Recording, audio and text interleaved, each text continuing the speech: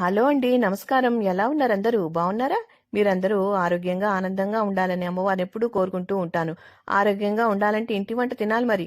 అందుకే ఇంటి వంట తిందాం, ఆరోగ్యంగా ఉందాం. ఈ వీడియోలో నేను తెలంగాణ స్పెషల్, సంక్రాంతి స్పెషల్ చకినాలు చేసి చూపిస్తానండి. ఈ సకినాలు ఆరోగ్యానికి ఎంతో మేలు చేస్తాయి. ఈ సంక్రాంతి సీజన్లో అంటే చలికాలంలో ఈ ప్రాంతాన్ని బట్టి ఈ వేడి పుట్టించడానికి, అలాగే కాల్షియం అధికంగా ఉండే ఈ చకినాలు తింటే మంచివని అంటూ ఉంటారు. ఈ చకినాలు చేసుకోవడం చాలా ఈజీ అండి. చాలా టేస్టీగా ఉంటాయి. ఆయిల్ ఎక్కువ పీల్చదు. ఎంతో టేస్టీగా ఉండే ఈ చకినాల్ని ఎలా చేసుకోవాలో ఇప్పుడు మనం చూద్దాం. నేను ఇక్కడ 2 కిలోల చకినాలు చేస్తున్నానండి. 2 కిలోల రేషన్ బియ్యం తీసుకోవాలి. రేషన్ బియ్యం అయితే ఈ చకినాలు చాలా బాగా వస్తాయి. రేషన్ బియ్యం కాకపోయినా కొత్త బియ్యం అయినా కూడా చాలా బాగా వస్తాయి. నా దగ్గర రేషన్ బియ్యం ఉన్నాయి. ఆ బియ్యంతో చేసి చూపిస్తున్నానండి. ఇది పావు డబ్బా కొలతండి. ఒక పావు కేజీ పడుతుంది ఈ డబ్బాలో. 4 డబ్బాలు కలిపితే 1 కేజీ అవుతుంది. అలాగా 2 కేజీల బియ్యం అయితే తీసుకుంటున్నాను. ఈ బియ్యము కొద్దిగా బెడ్డలు, మెరికలు అవన్నీ ఉంటాయండి. శుభ్రంగా బాగు చేసుకోవాలి. చేసుకుని 4-5 సార్లు కడుక్కోవాలి. కొద్దిగా ఒక డబ్బా బియ్యం ఎక్కువ వేస్తున్నాను. ఎందుకంటే మనము రాత్రంతా నానబెట్టాలండి. రాత్రి కడుక్కున్నాను. ప్రొద్దుట తీసి వడబుట్టలో వేసేసి బట్ట మీద 1 గంట సేపు ఆరబెడతాను. శుభ్రంగా కడుక్కున్న తర్వాత మంచినీళ్లు పోసి మూత పెట్టేసుకోవాలండి. ఎంత బాగా కడుక్కుంటే మనకి చకినాలు అంత తెల్లగా వస్తాయండి. ఎందుకంటే పిండిలో ఉన్న చెత్త చెదారం, మురికి అంతా పోయి తెల్లగా వస్తాయి. మూత పెట్టేసి రాత్రంతా నాననివ్వాలి. వడగినిలో 1 అరగంట సేపు ఉంచి నీరంతా వాడిన తర్వాత ఇలా బట్ట మీద ఆరేసుకోవాలి. ఫ్యాన్ కిందైనా ఆరేసుకోవచ్చండి. చూడండి, చేతికి ఏమి తడి అంటుకోవట్లేదు. బియ్యం అయితే తడిగా ఉన్నాయి. ఇలా ఉన్నప్పుడు మనం మిక్సీ పట్టుకోవాలండి. ఇలా మెత్తగా మిక్సీ పట్టుకుని జల్లించుకోవాలి. కొంచెం కొంచెంగా జార్లో వేసుకుని మిక్సీ పట్టుకోవాలి. తర్వాత జల్లించి పక్కన పెట్టుకోవాలి. తర్వాత ఇందులో నువ్వులు వేసుకోవడానికి, నువ్వులు మెయిన్ వేస్తాం గనక నువ్వులు కేజీ బియ్యానికి పావు కేజీ మీద గుప్పెడు నువ్వులు ఎక్కువ వేస్తుంటానండి నేను. పావు కేజీ సరిపోతాయి. కేజీ బియ్యానికి పావు కేజీ నువ్వులు ఖచ్చితంగా తీసుకోవాలి. ఈ కొలతలతో అయితే సకినాలు చాలా బాగా వస్తాయి, గులగా వస్తాయి. కాస్త ఎక్కువగా కూడా వేసుకోవచ్చు. మరీ ఎక్కువ వేసుకుంటే అవి నూనెలోకి రాలిపోతూ ఉంటాయి వేయించేటప్పుడు. అందుకని కేజీకి పావు కేజీ, ఇంకో పావు ఎక్కువ వేసుకోవచ్చు. అలా ఇక్కడ నేను 4 గ్లాసుల నువ్వులైతే తీసుకుంటున్నాను. నువ్వుల్లో కూడా మట్టి అది ఉంటుంది కదండి. శుభ్రంగా చెరుక్కుని తర్వాత నీళ్ళలో 4-5 సార్లు కడుక్కుని ఈ విధంగా వడబుట్టలో వేసి వడగట్టుకోవాలండి.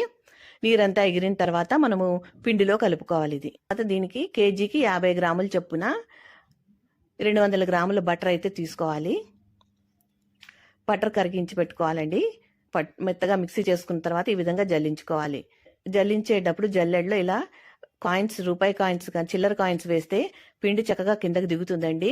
ఎందుకంటే తడి పిండి కనుక ఇలా జల్లించేటప్పుడు మూసుకుపోతూ ఉంటాయి పిండి రంధ్రాలు. అందుకనేసి ఇలా కాయిన్స్ వేస్తే చక్కగా రంధ్రాలన్నీ ఓపెన్ అవుతూ ఉంటాయి. పిండి చక్కగా కిందకి దిగుతుంది. ఇలా కొద్ది కొద్దిగా వేస్తూ పిండి పడుతూ జల్లించుకుంటూ మొత్తం అంతా కూడా 2 కేజీలు నేను జల్లించేశాను. ఒక పెద్ద గిన్నె నిండా, ఈ పళ్ళ నిండా వచ్చిందండి పిండి. ఏదంటే ఇలా పెద్ద గిన్నె తీసుకుని ఆ గిన్నెలో కొద్ది కొద్దిగా బియ్యము, నువ్వులు వేస్తూ మొత్తం అంతా కూడా కలిపేసుకోవాలి. కడిగి ఆరబెట్టుకున్న నువ్వులు, జల్లించి పెట్టుకున్న బియ్య పిండి 2 కలుపుకోవాలి. తర్వాత కేజీకి 1 టేబుల్ స్పూన్ చొప్పున ఉప్పు అండి, రాళ్ళ ఉప్పు పొడిగొట్టి పెట్టుకున్నాను. మీరు మామూలు సాల్ట్ వేస్తే కనుక కొంచెం తగ్గించి వేసుకోండి. తర్వాత 4 టేబుల్ స్పూన్ల వాము, 4 టేబుల్ స్పూన్ల జీలకర్ర ఈ మోతాదులో వేసుకుంటే చాలా బాగా వస్తాయండి. ఎక్కువ వేసామనుకోండి సకినాలు కలర్ మారిపోతాయి. తర్వాత ఇవన్నీ కలుపుకోవాలి బాగా. తర్వాత కరిగించిన బటర్ కూడా వేసి బాగా కలుపుకోవాలి. పిండిలో బటర్ అంతా కరిగేటట్టు బాగా చేత్తో మర్దనా చేసుకోవాలి.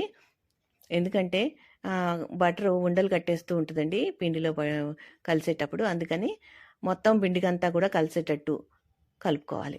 మిగిలిన నువ్వులు, పిండి అంతా వేసేసి బాగా కలుపుకోవాలి. ఈ విధంగా కలిపింది ఒక పెద్ద బేసన్లో వేసుకున్నానండి. ఇది ఒకేసారి నీళ్లు పోసి కలిపేసుకోవచ్చు. మళ్ళీ అది గట్టి పడుతుంది. మనం చకినాలు చుట్టేటప్పుడు మళ్ళీ కొద్దిగా నీళ్ళు తడి చేసుకుంటూ చుట్టుకోవచ్చు. కానీ నేను అలా కాకుండా కొద్ది కొద్దిగా తీసుకుంటూ గిన్నెలో కలుపుకుని ఆ పిండి అయిపోయాక మళ్ళా కొద్దిగా తీసుకుని మళ్ళీ కలుపుకుని అలా చేస్తూ ఉంటాను. మనకి ఒకవేళ మధ్యలో ఏదైనా పని పడినా మనం చేయలేకపోయినా ఫ్రిడ్జ్లో పెట్టేసి మళ్ళీ మరుసటి రోజు చేసుకోవచ్చు. మళ్ళీ వీలైనప్పుడు చేసుకోవచ్చు. అందుకని నేను కొద్ది కొద్దిగా తీసుకుంటున్నాను. చిన్న గిన్నెలోకి తీసుకుని కొద్దిగా నీళ్లు పోసి, మీరు ఈ టైంలో మీరు కొద్దిగా నీళ్లు పోసి టేస్ట్ చూడొచ్చు. ఉప్పు తక్కువైతే మళ్ళీ కలుపుకోవచ్చు. అయితే ఎక్కువైతే మాత్రం ఏం భయపడొద్దు. ఎందుకు అని అంటే బట్ట పీల్చేస్తుంది కదా, మనము చకినాలు వేసినప్పుడు కాస్త చెప్పబడతాయి. కాబట్టి నోటికి కొద్దిగా ఉప్పుగా ఉన్నట్టుగా ఉన్నా పర్వాలేదు. ఇలా బాగా కలుపుకుని మర్దన చేస్తూ ఉండాలండి. జిగురు వస్తుంది అలా చేస్తూ ఉంటే. అప్పుడు సకినాలు తీగ చక్కగా సాగుతుంది. మొదటి 2 చకినాలు చుట్టేటప్పుడు కొంచెం ఇబ్బంది పడతాం. ఇక రాను రాను ఈజీగా వచ్చేస్తాయి. ఈ సకినాలు చేసుకోవటానికి మిషన్లు కూడా వచ్చాయండి. అంతేకాకుండా పాలిథిన్ కవర్లో పాల ప్యాకెట్లో, నూనె ప్యాకెట్లో చిన్నగా కట్ చేసి దానిలో కూడా వేసి ఒత్తుకోవచ్చు.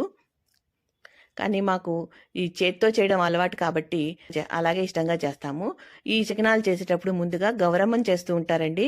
గౌరమ్మని చేసి గౌరమ్మకి పసుపు కుంకుమ సమర్పించి ఈ చకినాలు అయ్యే వరకు కూడా చక్కగా అన్ని కుదరాలని దండం పెట్టుకుంటారు. ఈ పండగ అంతా కూడా సవ్యంగా జరగాలని దండం పెట్టుకుంటారు. ఈ చకినాలు చుట్టేది ఆడవాళ్ళు కనుక ఈ విధంగా చేస్తారండి. నేను కూడా అదే అలవాటు చొప్పున చేస్తూ ఉంటాను. ఇలా ముందు ఆ గౌరమ్మ చుట్టూ ఒక చుట్టు చుట్టేసిన తర్వాత ఈ చకినాలన్నీ కూడా వేయించిన తర్వాత లాస్ట్లో ఆ గౌరమ్మని తులసికోటలో పెట్టేస్తారు. ఇలా చకినాలన్నీ కూడా చుట్టేసుకోవాలండి. కావలసినంత తడి చేసుకుంటూ చేతికి ఇలా జారేటట్టు వీలుగా ఉండేటట్టు చేసుకుని బొటన వేలు చూపుడు వేలుతో ఇలా తిప్పుకుంటూ వేసేసుకోవాలి. కొంతమంది వడివడిగా తిప్పుతారండి, వడి వచ్చేటట్టు. అలా కూడా చేసుకోవచ్చు. మనకి ఎన్ని చుట్లు కావాలంటే అన్ని చుట్లు మొత్తం చుట్టేసుకోవచ్చు.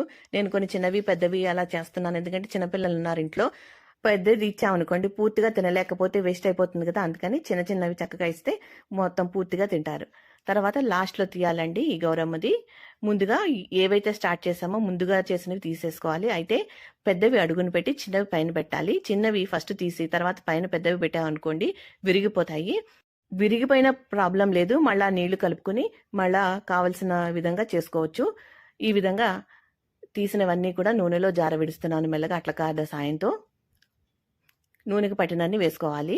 అయితే ఇవి వేసిన వెంటనే కదపకూడదు, కాస్త వేగాక కదుపుకోవాలండి. ఇవి ఒకటికి ఒకటి ఏమి అంటుకుపోవండి, విడివిడిగా వచ్చేస్తాయి. ముందు మీడియం ఫ్లేమ్లోనే వేయించుకోవాలి.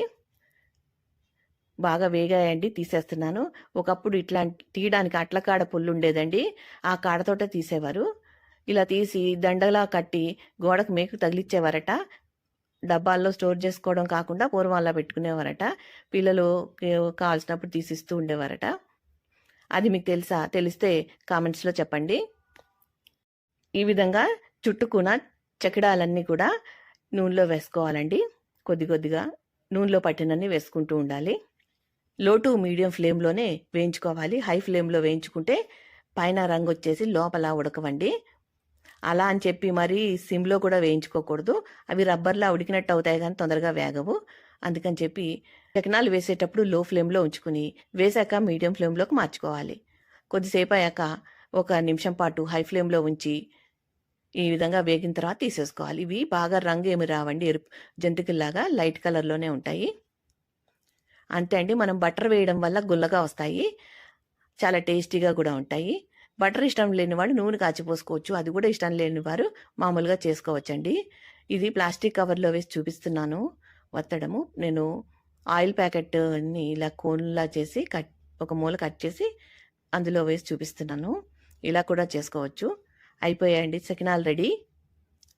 ఎంతో టేస్టీగా ఆరోగ్యానికి ఎంతో మేలు చేసే సీజనల్ ఫుడ్ లాంటిదండి ఇది.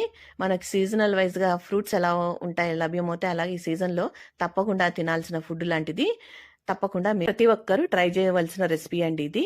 చాలా గుల్లగా వచ్చాయండి, చాలా టేస్టీగా క్రిస్పీగా ఉండే ఈ చకినాలు మీరు కూడా ఒకసారి ట్రై చేయండి.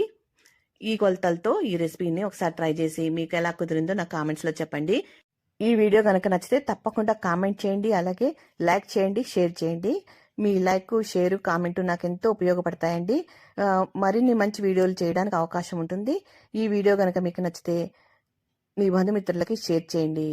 మా వీడియోని మొదటిసారి చూస్తున్నట్లయితే తప్పకుండా సబ్స్క్రైబ్ చేసుకోండి. అప్పుడే మేము చేసే వీడియోలు మీకు నోటిఫికేషన్ రూపంలో వస్తాయి. మా వీడియోని మీరు మిస్ కాకుండా చూడగలుగుతారు. ఈ వీడియో కనుక మీకు నచ్చితే లైక్ చేయండి, షేర్ చేయండి, సబ్స్క్రైబ్ చేసుకోండి. మరో మంచి వీడియోతో మళ్ళీ కలుస్తాను. నమస్కారం, ఉంటానండి. Thank you for watching.